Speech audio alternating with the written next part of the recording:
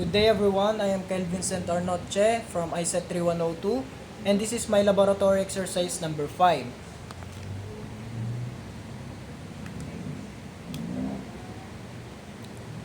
So, the given situation on the laboratory exercise number 5, which is the stop-start control for power pump with lamp indicator. The goal here is there would be two input which is the switches and two outputs which is the lamp and motor. The twist here is green button will serve as stop push button and red button will serve as start push button.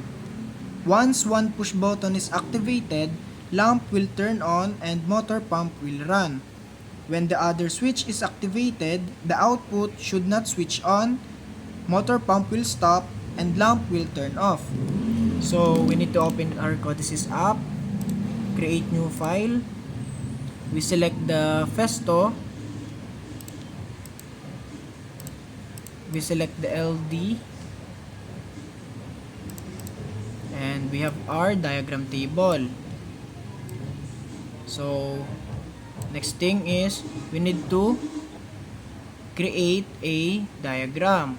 So in the given, we need two switches which is the stop and start button. So we need two output which is the lamp and pump. So the next thing we do is put address on each one. This one is start button. The address here is %ix 4.0. The next one is stop button. The address here is %ix 4.1. For the lamp, the address here is %qx 2.2. And for the pump, the address here is %qw4.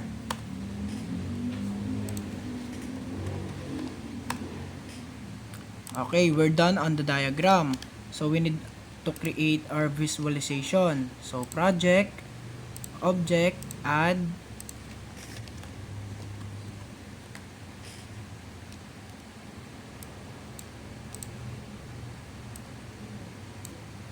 so we need to put our switches which is start,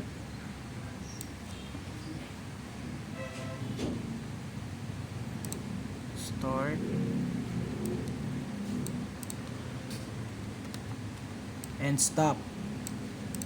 So we need to put our output which is the pump and the lamp. So next thing we do is put address on each one. So this one is start, and the color as given in the diagram, the start button should be color red. So variables plc underscore prg dot start, and for the input plc underscore prg dot start. So we're done on the start button, and for the next one is the push button number 2, which is the stop button. Stop, colors, and as given in the diagram, it should be color green. Variable plc underscore prg dot stop, and also for the input,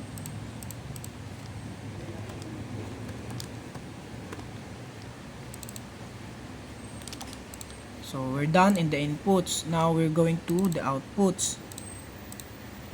So this one is for the pump, colors, and for the activation color, so variable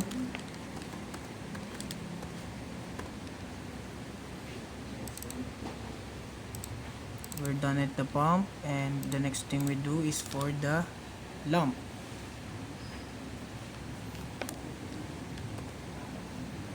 So colors, like the color green. For the activation color is sky blue. So variables, change color, PLC underscore PRG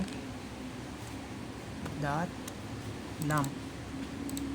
So now we're done at the visualization table and the diagram table. So next thing we do is to try to run it to see if there's an error. Simulation mode, log in.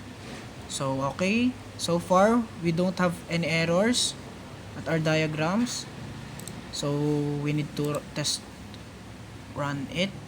So when you click the start button, as you can see here at the diagram and for the visualization, the pump and lamp is on.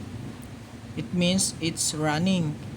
And when you press the stop button, the lamp and pump is off. As you can see here at the diagram, both output is turned off. So let's try another one. Start, on, diagram on, stop, off.